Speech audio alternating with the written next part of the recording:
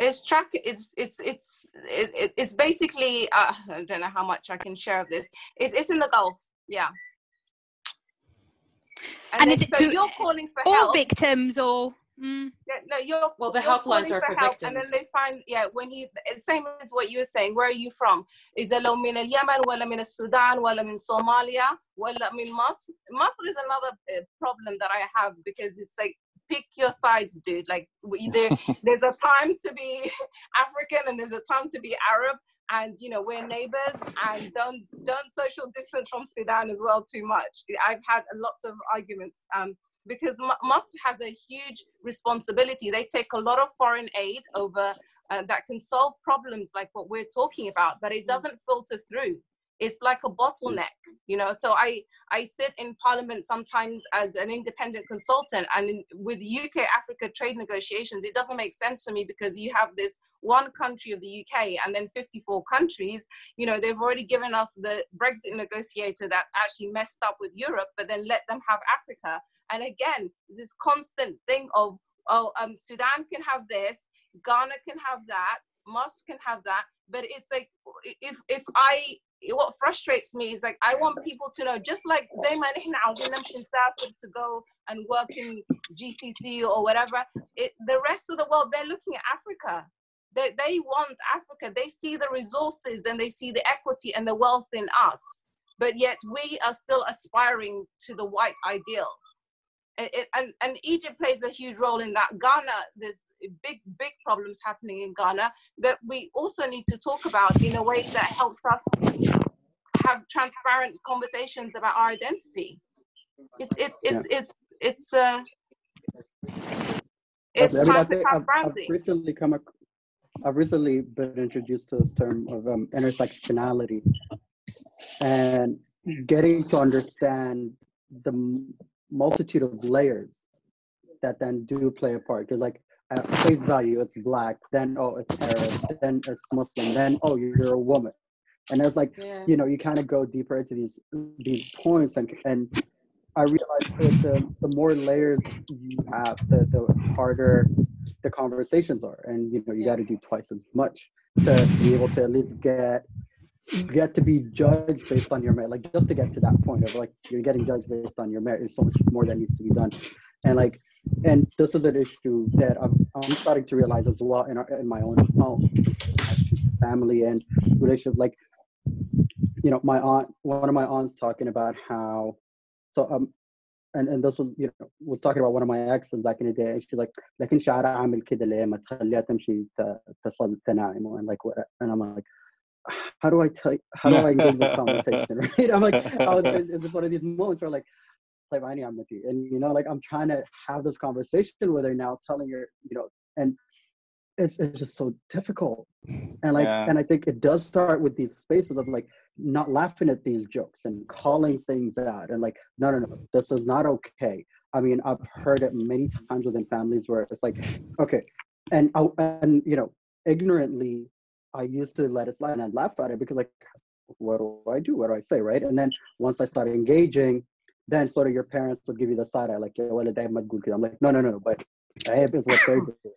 Yeah. Not what me correcting this conversation is not that, right? Yeah. And it's like, we have to have this narrative necessarily, and like, not laughing at it and really calling people out in these microaggressions, like within a Sudanese community, this passive aggressive microaggressions that we kind of throw, that they would throw at us. Yeah. And constantly needing to be like, okay, no guys, let's have these conversations, let's have this sit down, let's talk about these things.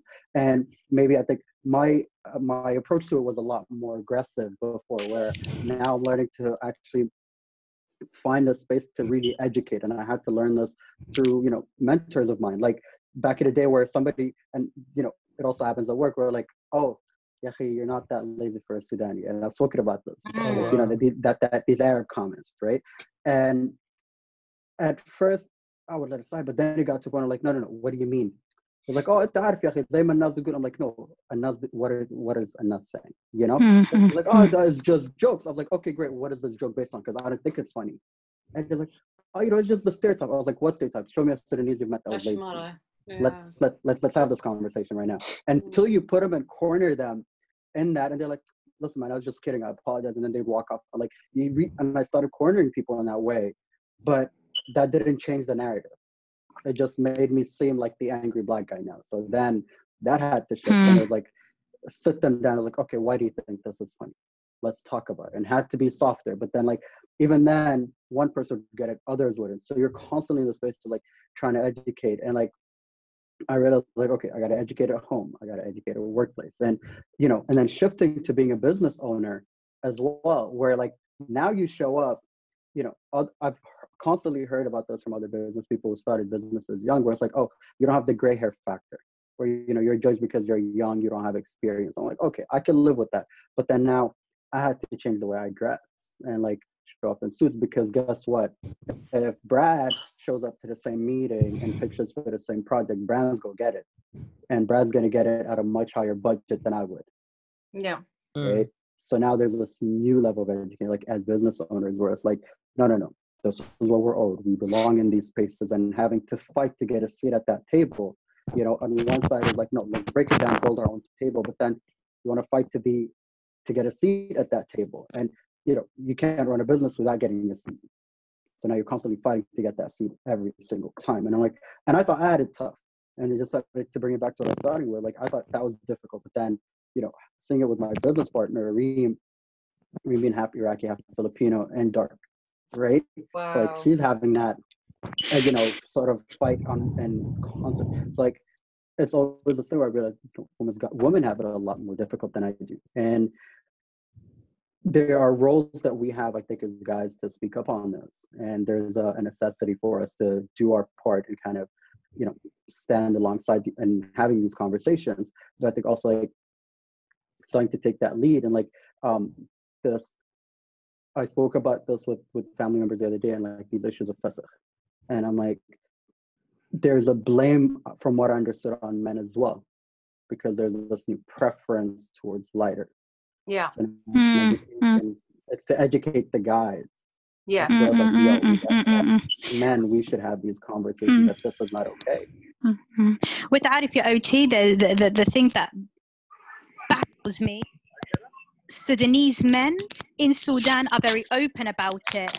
يعني they don't hide it. There's a برنامج حق شباب that they put on YouTube where the guy went round and he asked people في شارع النيل do you prefer light skin or dark skin girls, and all of them were like a lot of them were saying light skin, and then he changed the question. He said, would you mind a dark skin girl لكن بتفسخ? Some guys were like, no, I wouldn't get with the girl that بتفسخ, she has to be naturally light skinned. But some guys openly said يعني لو بتفسخ. So even though women don't like saying it, at the end of the day, in my opinion, if it's because she wants to adhere to the standard of beauty because of what males thinks, why else would you do it? Like, why else would you put yourself through that? Hyperpigmentation, photosensitivity, risk of renal acute kidney injury. Why would you put yourself at risk for yourself? It's because you want to be beautiful. Now, if Sudanese men all of a sudden started thinking darker skinned is beautiful, you know, having a wide nose is beautiful, you know that the women will start changing their beliefs based on what men think. Do you see what I mean? Did that make sense? Yeah. It's to free ourselves. It's like, the thing is, like, why do we need the male gaze to approve and direct us to what is beautiful? You know, my thing is that, you know, the work starts from within. All of these issues that we're discussing, we are acknowledging that it has to start within the community, right? If I'm not mistaken of what the general consensus are.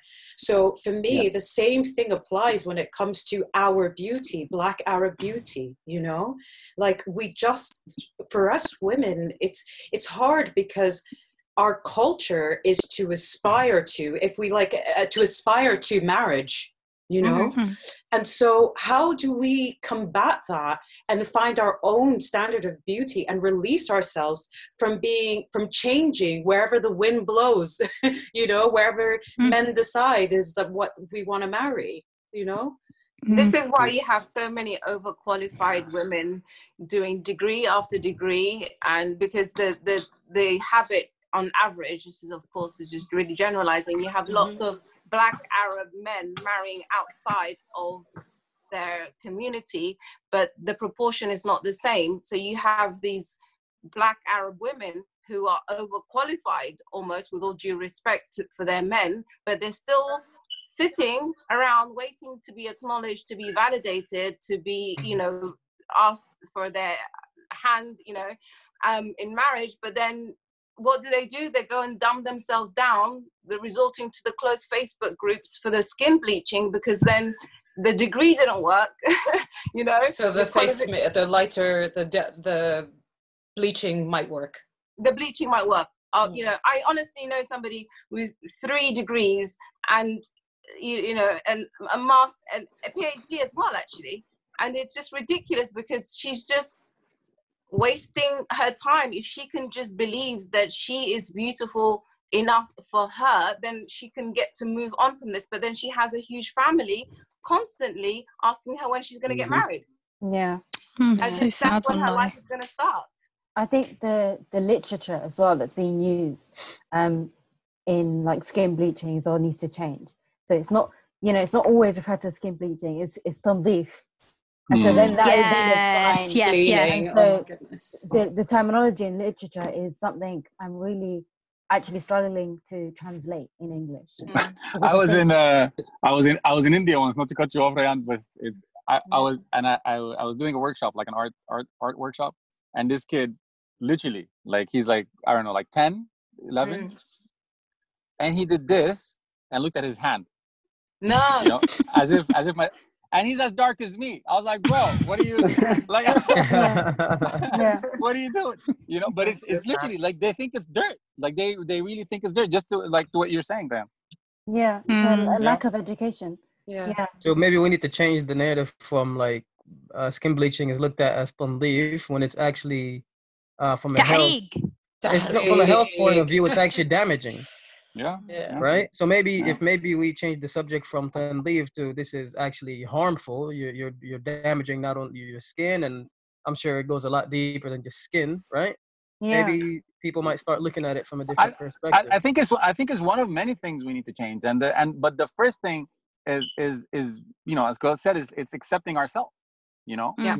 I think is accepting ourselves is a huge issue. You know, that's the main issue. It's because we just can't accept that we're not, you know, we're not white, we're not Arab, we're not this. We're always, you know, we're always on the defensive side. And like the amount of times I have to explain to people that, يعني, okay, so Sudani والله كويس, okay, وتتكلموا عربي, أيوة والله بنتكلم, okay, طيب, يعني I had to go through this so many times, you know. But but in Sudan, and we're not accepting that. Yani, I went to you know, recently I was in Kenya, and it's beautiful. You know, it's green, and you know, people are amazing, but everybody looks Kenyan. Like everybody looks, you know, like most people. They're generalizing, but most people look Kenyan, right? Right. I went to Ethiopia. It's amazing. It's beautiful. It's exotic. All of that stuff. Everybody looks Ethiopian, right? They have, you know, this is how Ethiopian people look. In Sudan, you can look all of that. In my family, you can look all of it. You can look Kenyan and Ethiopian and everything, all of this, right? But we're not. This is our power that we're not taking advantage of. That we are all of that, right? You know, in Egypt, we're even in our food. And I have, you know, one of my dreams is to have a Sudanese restaurant, and I really wanted to have a Sudanese restaurant. Now it's a thing; a lot of people are doing it. But يعني al-kalam when we were growing up, mostly was like, why would anybody eat our food? You know, our food is not. I was like, it's our food is basically the best of two worlds. Like it's Ethiopian food and Arab food. You know, it's both of them together, and it's amazing. Why wouldn't anybody? You know, but no. But you know, our culture is like kind of different. We're scared. We are ashamed afraid to be ourselves. Yeah, and our parents, when they immigrated or you know whatever, they had that shame with them, right? So they always wanted you to be one of the, you know, they wanted you to be American, or they wanted you to be British, or they want, you know, I know people that have English names. I know people that have British names, or, you know, English names, because, you know, they wanted them to be close to society, right? So it's a huge thing. And I think the most important thing is now, yani, is in this day and age, is to how to accept our blackness, how to accept ourselves, our blackness, or you know, whatever that is. You know, this is our power, and we need to take advantage of that. It's good marketing, it's good money, it's good everything. You know, but Right. So glad you said that. yeah, but Yeah. nobody's taking advantage of that. You know, nobody's taking advantage of that. One, يعني in Sudan يقول لك الزول ده يجي السودان ليه؟ يعني أي زول تقول له يا أخي السياحة بتقول لك الزول ده يجي السودان ليه؟ ما عندنا حاجة في السودان جوا. There's a million things. You know, people go everywhere. Why would people go? Like, people go to the poorest countries in the world to like look at poor people, and like that gives them money. So you know, that's a tourist thing. People go to Nepal, like, oh, people are so poor there. I'm like, why did you go? You know, like, why did you go there? You know, because they want to feel good about themselves. And you know, I'm all for, as I said, you know, I all my career is based on approval of white people, and I take advantage of that. But at the same time, when I get the seat or when I get the stage, I tell them most of the things that I want to tell them, right? And I'm all for I'm all for playing that game. Yeah, I mean, this is what we have to act like. You know, we need to be a safari for people to come, and for us to make money. Let's make a safari. You know, but when they come, they understand that we're more than that. You know, so I think it's very important to start the conversation the way that people wanted to start it. And then, you know, one of the main things why I wanted to become a cartoonist, like I call myself a cartoonist, is because people smile. Like the first thing I say, like people do when I say I'm a cartoonist, people smile. Even though my work is not about smiling at all, you know, but that's what people you know, aspire to. So I think it's really, you know, it's clashing, but we need to, you know, we need to change the mindset of us and for people. We need to change that mindset, and we need to have the right people in power to do that. Yeah. And we need to remember that it's designed like this for us to keep fighting amongst ourselves as well. This is a divide and conquer mentality of like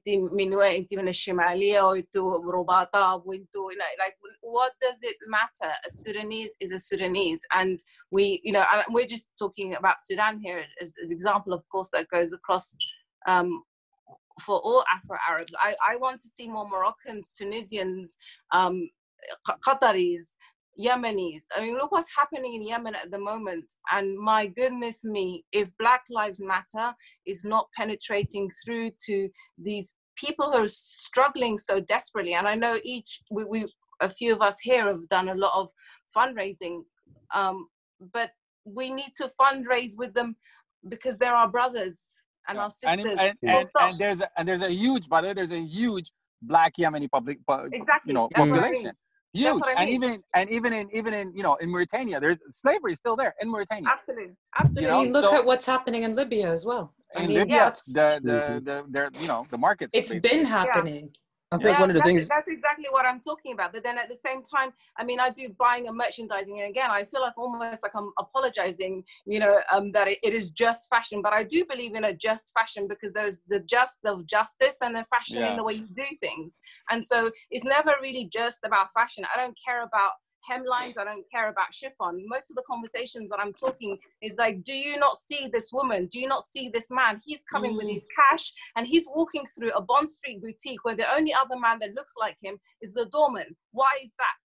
Do you not understand that these people are equity to you and Black culture is an asset that you can't do without? So, but then when we come to the Middle East, the conversation is completely different because they only want to, you know, in a very frivolous example I can give you, Oscar dresses and ball gowns and wedding dresses are usually lined with a corset or a very sheer 12 fabric. They never go beyond an industry W8, which is a Beyonce dark. So if you're very, very, very pale, up until a Beyonce dark, there'll be about 8, 9, 10 shades of nude for you. So you can wear your dress and you can, you know, whatever, feel confident. But then from Beyonce, you know, W8 to a dark skin, there'll be 3 shades. I'm like, what? How does that happen? Why are there 8 shades of white, but then 3 shades of black? You know, it's to do with how we acknowledge. Do we acknowledge there are Black Qataris? Do we acknowledge that Yemeni, you know, yes, that we are Black and Yemeni. Yes, Egyptians are Black. Yes, we, you know, Moroccans need to start recognizing that they are Africans and not bring out their, you know, their French heritage, colonialism. This is what I see in the fashion industry. And like you were saying before about identity, I see a lot of Tunisians, Moroccans, talking, and Algerians talking about their French. Like, what are you talking about French? It's like Mohammed. It's like Mohammed. Oh, Mo. Okay, Mo. Mo from Paris. Yeah. Right? Mohammed min al-Maghrib. Let's have another conversation about that. You know, it's fine if it works for you to get your seat at the table, but people forget. People forget. They get to the seat and they forget. They start mimicking the oppressor, and they start projecting the journey that they took to get to that seat, and they have resentment. So then they start, you know, it's on their own people, suppressing, holding down their own people to make sure that they're the only one. So then when you have this is the black model of this industry, that is that black actor of there is a reason that there is only one. It's sometimes usually because they made sure that no one else came close, so they can feel special for longer. You know what I mean? There's a danger that a lot of minority groups face in these Arab countries when they speak about their oppression. For example, I know Black Egyptians, if they dare open their mouth, they'll get called separatists. Right? So even from a political aspect, it's very dangerous. And I feel like that, just like the whole, patriarchy thing is sort of the core for skin bleaching, this fear of being imprisoned or politically disciplined might lead people who are oppressed into kind of trying to paint themselves in the same brush as their oppressor, and saying I'm not Moroccan, I'm French, I'm not this and that. Absolutely. But you know what? Even again, I think I come back to representation in the media, because the more people know, like Mohammed Najib, the first president of Egypt, was born in Sudan. Sadat, he's Sudanese basically. He's half Sudanese, right? Yeah. What's it called? Ahmed Zaki, Mohammed Munir, the Nubian culture, the heritage, all of that. If we, they're proud of Ahmed Zaki, and they're proud of what's his name, Mohammed Munir, and everything. But it's they don't know what Sudan is. Yeah. Like how like what does that even mean? So it's the whole world is like, oh, Ahmed Zaki, okay, tamam, but and where is he from? And even there's a lot of people in the media besides Ahmed, the people behind that, Ibrahim Khan, المخرج ما عارف الممثل المخرج بتاع صعيدي في الجامعة الأمريكية, which is one of the most famous Egyptian films. He's Sudanese. اسمه منو؟ حامد حاجة حامد. المهم there's a lot of people behind the media, but again, as you said, they take a back seat. Like they don't talk about these issues that they're supposed to talk about, So I think it's really our generation and the coming generation that now we set the stage for things to happen. Black Lives Matter, set the stage for that. So I think it's time to really try to be proud of ourselves and try to change that narrative. Yeah, definitely. And just taking on from your points, Khalid. Oh, sorry. No. I just wanted to add, like, taken from that, I think this was one of the things I've learned throughout my experience, and I've also heard is just at the end of the day, if we really think about, like, some of us might have not been to certain places in New York, right? But we know exactly what the Bronx looks like. We know exactly what Brooklyn looks like. We know these places as though we've been there because of that export of culture was so powerful. Media is soft policy, right? When it comes to our education, how we speak about it, like looking at the group of people in this conversation alone, from, Colette and her theater work to Sara in fashion and Khalid's work and all over their comedy, Ramey with his music, and like as we're all in some form or the other speaking in some media space, right? Our work is in a media format, and I think that's really important, that we should keep these voices as strong as possible and constant, because that's soft policy. That's how you change things, and then that's how you export your culture, and that's how is the best way we could educate. And I think it's what I've learned, that this is the most powerful tool we have. If we don't want to dim our light, and I understand some people want to dim some parts of it because of political discipline, but I think that there's always a right way of doing things.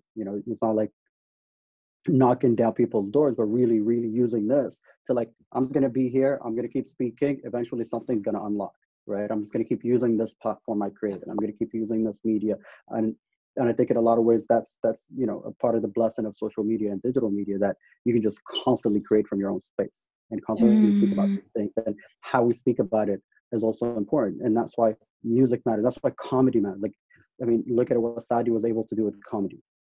You know, at the beginning, Saudi dialect was so strange unless you grew up in Saudi for a lot of people. But now, you know, getting on YouTube and Saudi comedy and what they've been through make people understand it a lot better. And I think that's such a powerful play. And like, you know, that's our responsibility on us to kind of really take that onus on board and use that to amplify and magnify our voices. And it would be wonderful if it carried on with comedy or with art and with ease as a way to connect people and to sort of say, this is how we do, this is who we are, and start the narrative like that. I'd much rather that. And you talked earlier about being the angry black man. This year, 2020, I've been the aggressive black woman in most conversations I've had, because I'm sick and tired of repeating the same rubbish. It's just not, you know, and but what we have to do is, I mean, I'm terrible with social media, but what we have to do is use these opportunities, not just to make noise, but to campaign. There needs to be strategy. Absolutely. You know, we need to study the likes of the way Obama won his campaign, which started off with social media at grassroots level and in Chicago. He started in small circles and it expanded that way. The idea that, you know, you need to do it the sort of the Kanye way to make noise on a massive scale, that's never going to happen for us. And two, it's nonsense. That's going to be that, you know, that role of khadama in a play, or that makeup range that's just being launched because it's performative, you know. And we need to be honest about what is performative allyship. You know, when one wins, we all win, but then when one makes a fool of all of us, we need to go down on them like a ton of bricks. The way we want the same reparations from white people on black, we're not there hold yet. Ourselves to the same standards. Absolutely. We understand excellence. We are the Yeah. excellence as well. Like, you know. Yeah, we teach each other. I think that where kindness comes in is that when we're speaking to our own, that we give them the chance to learn. So for me, I have to say, like, I don't feel comfortable with coming down on someone like a ton of bricks if they're within the community. But if they're outside the community, that's something else. It's to give each other the chance to learn, or give each other fursa, you know what I mean? So it's like, hey, you messed up there, but clean up your act. This is where the standard is now. You can't be, you know, promoting any kind of negative, you know, negative message, and that impacts the community, right? I take that. I apologize for that, but at the same time, when I say ton of bricks, is when someone consciously does something that is going to make their brother and sister weaker. That I will never understand. Yes. Absolutely, I'm with you on that. For the life of me, understand. From governments taking foreign aid that is going to deprive Black Arabs, I don't understand. I don't understand where the COVID money went on all these countries that we represent here today. I don't understand why families are standing forth and demonstrating in a way. You know, if one 22-year-old goes out, he's at risk of being arrested. But when his grandfather and his uncle and his son stand with him, the police cannot arrest all 4 generations in the same go. It's just not going to translate the same way. But unless they're having these conversations at home, they're not going to walk together in the street. Absolutely. And I have to say that, you know, we're doing what we're doing on the creative side. But the thing is, the way that you are able to successfully be an activist is when you know your rights. My issue is that within the region and each of the countries that we now represent, not enough of us know our rights. What is my right if someone is to spew hate speech to me? What is the crime? What is the procedure? What is the court procedure? Who are the lawyers that support these things? What can happen if I'm experiencing discrimination at work? People are not well informed about this. Our community is not well informed about this. So it's like the way that they are able to tackle us and break us down is because we still are not informing ourselves about our rights. You're right. Yeah. You're right. I'd like to just sneak in a question that's relevant to what you just said, Colette and Sara earlier, from Mendy Abdul Rasul, who says that the issue of anti-Blackness in Sudan is so much interlinked with identity-based conflicts. And her question to the panel is, since you guys are all so influential in the professions or in the industries that you're in, what do you think should be done to address the issue of anti-Blackness within the diverse Sudanese community? So yeah, I guess this is like kind of referring to how in the West people are talking about the lack of diversity in firms, in big firms, and the diversity quotas. In the Arab world, how do you think that's going to play out or should play out? I think in sorry, Sudan, go on. No, go ahead. I was just going to say that the problem for me within, you know, the GCC is that we have to be realistic to where we are, right? Speaking to people and demanding quotas is probably not the exact place to start. So what we're doing right now is having the conversation. And the conversation then becomes the grounds for many other things, right? We can't jump to where the world is now, the West is now, and start, you know, dishing out quotas, because that will cut off the movement, right? It will be fully rejected, and we need them to listen. So exactly to what Oti was saying, we have to be aware about what we can do to maneuver where we are right now. We need to speak to the people. And unfortunately, we are in the place where we're having to get them on our side until we have a majority to then start dishing out quotas. Yeah. Agreed. And specifically, like in the case of Sudan, I think a lot of times, like we hear people say, "نحن كلنا سودانيين," which is true. But I feel like it's a big mistake, again, to try to paint all of us with the same paintbrush. Because yes, I'm Sudanese, but I'm also Nubian, and that's my identity. Yes, this person is Sudanese, but he's also Zaghawi. Yes, this person is Sudanese, but he's Hausa. And we cannot make the mistake of silencing and erasing cultures in the name of assimilation and unity, right?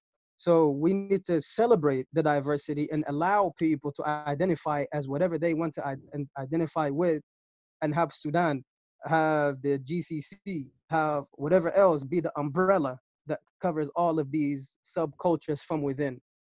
And by forcing people into identifying as one thing, you alienate them, and that's what leads to violence, and that's what leads to wars and separation and all these things that you know, we suffer from.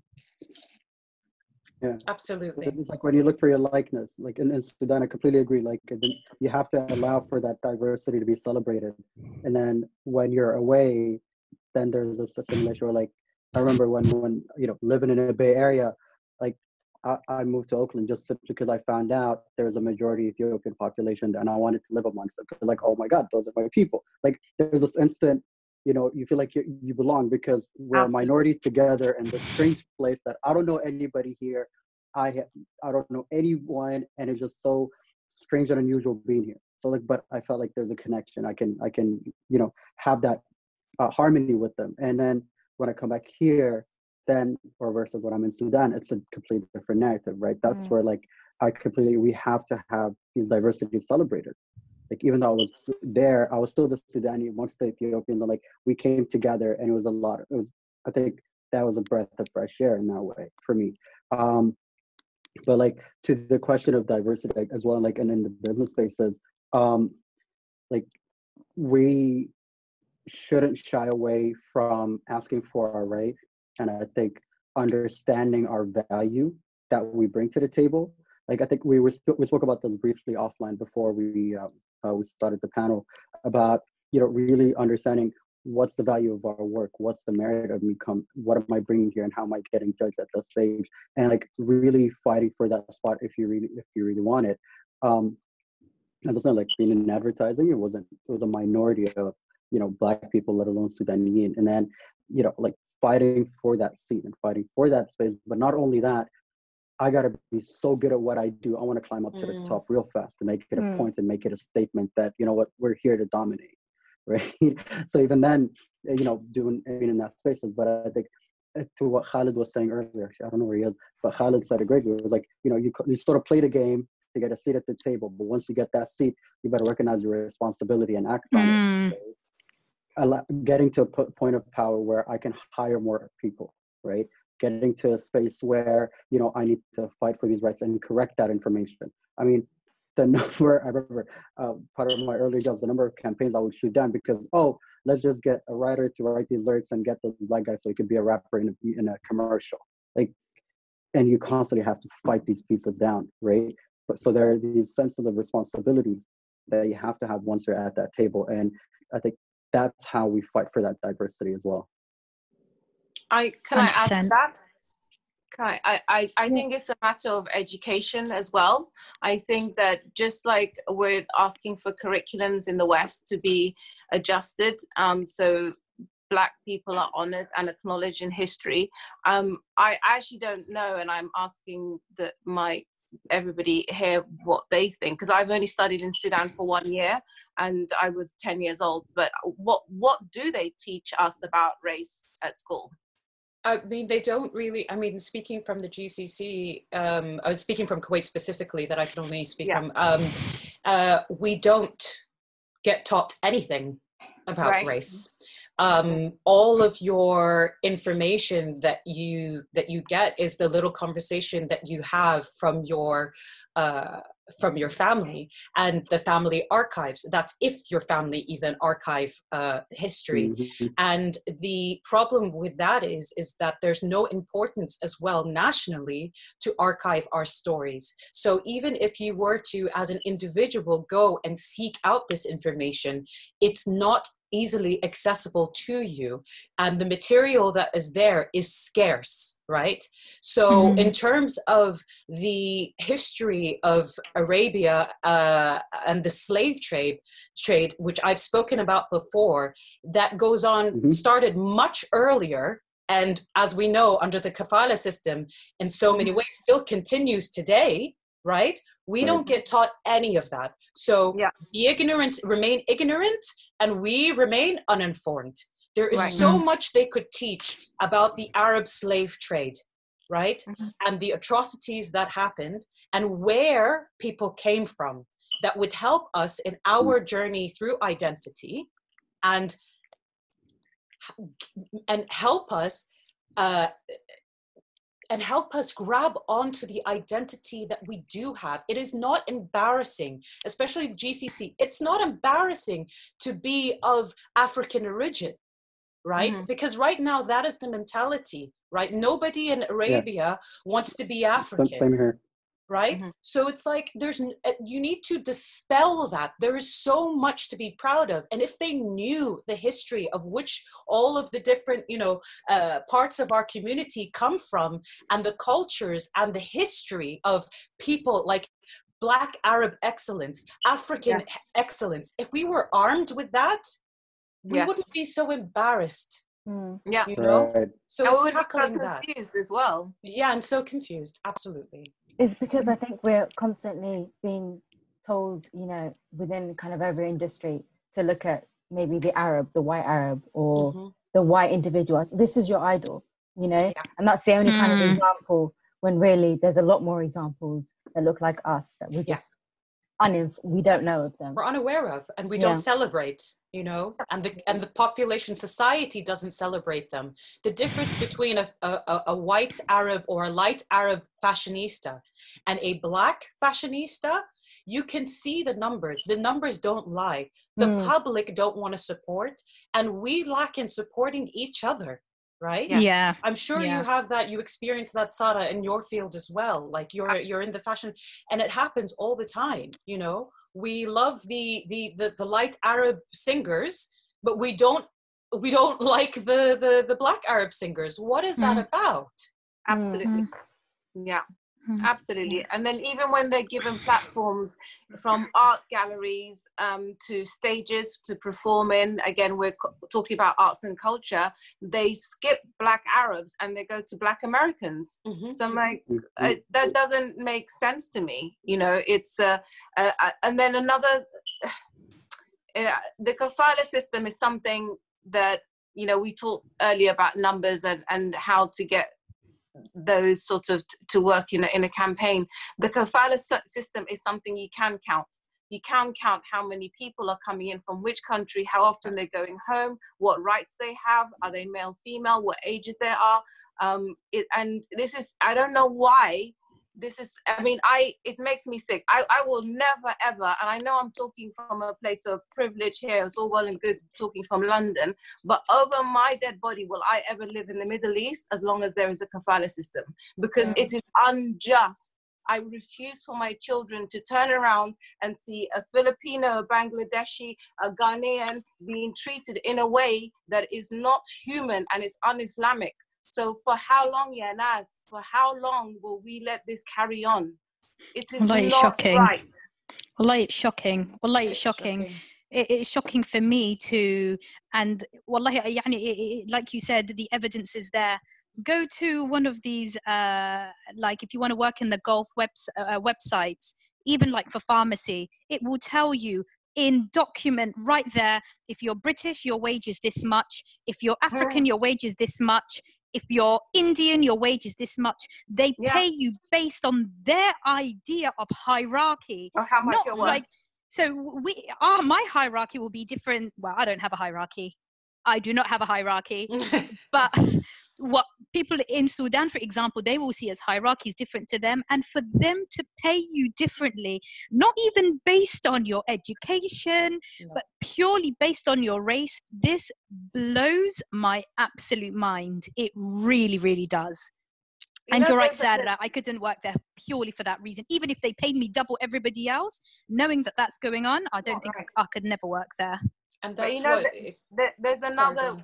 Sorry, I feel like I'm talking too much. I just wanted to say this before I forget. The other silent, there is subtle kind of support. Like for example, I know that there are more Sudanese engineers in the Middle East than any other African country, and you're like, oh, that's great. How smart are we? But where are the awards? Where is, you know, and again with accountants as well, you know, it's like if you want to trust your money with anyone, Sudaniyin there, I mean, so I'm like, well, that's very nice when you want us to be tucked away underneath, you know, like, you know, it's that we're never going to have that visibility. And something else, and sorry, Colette, we keep referencing Sudan, but it's one thing that I feel like we all need to change collectively is our nature. We're too modest. We're all too modest. We're not claiming that space that everybody talks about, and that works to our detriment as well. So, you know, it's not enough to be tucked away as accountants and engineers, and we're reliable to not let you down for this project and this campaign. But then when the lights are on, it's, you know, it's the Lebanese. It's you know, it's like, why? Why? Yeah. You know? Yeah. Absolutely. And this is, and as it brings me exactly to the point that I was going to make when I say we need to speak to them, it's more about being vocal, right? So it's this bringing out the stats, showing just what happened with George Floyd was because it was documented, right? And the many deaths that were happening, the reason why we're able to count all of the atrocities that have happened, the police brutality that have taken place in America, is because people have taken it upon themselves to document it, right? We do not know, and when you lack information, you don't stand a chance. When people don't see themselves mirrored back at themselves, they do not believe. They don't take it for our word. This is happening to us. They don't want to listen. But when you go, hey, this is the video. Hey, these are the numbers. These are the deaths. These are the Black excellences. These are the expertise. These are the amount of people contributing to our society, right? Then people cannot dispute that. But we don't have that at present. We do not know the numbers. You know, all of us, for me, I haven't met all of you until today. I got connected to OT through another platform. And for me, it was a great shame thinking, well, we don't even know what each other look like. We don't know how many we are right now. Yeah, I absolutely agree. One thing I wanted to say earlier was on like not knowing how many people like us there are in our industries, and what OT was saying earlier about, you know, kind of starting your own businesses. The vicious cycle I kind of find myself in. I work in an architecture firm in London, and in architecture is still lacking diversity, huge, big time, even in London. And I find that the kind of cycle you find yourself in is a lot of people that look like me, they're in the industry, they're there. They study, they graduate, they do well, they're talented, but they find themselves not represented in the industry. And they don't have that kind of documentation, Colette, that, you know, they can refer to. And so they leave. And then the new people come in and go, they don't exist. And then they leave. And that's what happens. And so, yeah, I totally agree with you. Yeah, I feel like within comedy, because the general stereotype here is a white male comedian. You don't really see much else. And I fear in the UK, which is different to the Gulf or whatever, is that here they fear being called out as racists, whereas I can't really speak on the Arab world, but they'll be like, you know, and I'm kid, but here they literally they're terrified of being labeled as a racist. So even if I was the worst, most unfunniest, well, some people think I am, but don't care. But even if I was, they would fear not having me because it will make them sexist. It will make them racist. It will make them Islamophobic. It will make them everything. So I think like here, they fear being labeled as that. Do you think that's what makes this country less anti-Black than what we may perceive the Arab world? So, for example, Colette said you're not allowed to protest out there because you'll get in trouble, whereas here you won't, you know, there won't be that kind of problem. Do you think that here they fear being called out as racist, whereas the Arab world, it doesn't, if they get called as that, it doesn't like bother them too much? I don't think. Sorry. No, Sarah, go on. I've been talking a lot. No, I've been talking too much as well. I don't think they fear it. And a lot of Arabs are probably going to be really angry at me for saying that. But I don't think that they fear it, because I see so many things happen out in the open in broad daylight. Umahad turns around and shames them for what they're saying. You know, I've seen so many people, you know, yell at somebody else, you know, like, "Ana Kuwaiti, la tkallamni kadi," you know, like, and it's like, what is wrong with you? You can't, and I'm not saying that's everyone, but there's so much people who are complicit in the behavior. They are not challenged enough, right? And if someone still feels like it's okay that they can do that in broad daylight, even if it was a minimum, like a minority, the fact that they still feel emboldened speaks to the level of complicity that there still is in the region. And that's what I meant earlier when I said I feel like in the Arab world, the topic or the subject of racism is still like in its baby steps. For example, like I think back maybe like during the civil rights era in the US, a lot of white people were very comfortable saying the N-word out in the open. And over the years, they might have said it inside closed doors, but they wouldn't say it publicly. Right now, in the Arab world, it is so normalized to use the word abid, to use the word khadim, to use these words and out in the open.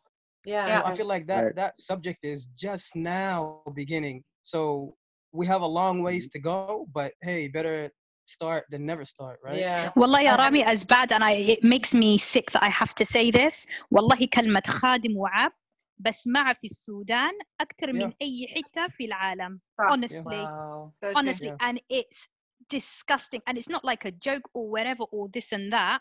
أي زول عنده عرق. I hate كلمة عرق. I hate that word more than anything, because they'll be like, oh الزول ده والله شكله عربي لكن ظاهر عليه عنده عرق. I Would they hate say that. like عندهم الريحة دي? oh, it's like such a حساسية. So crazy.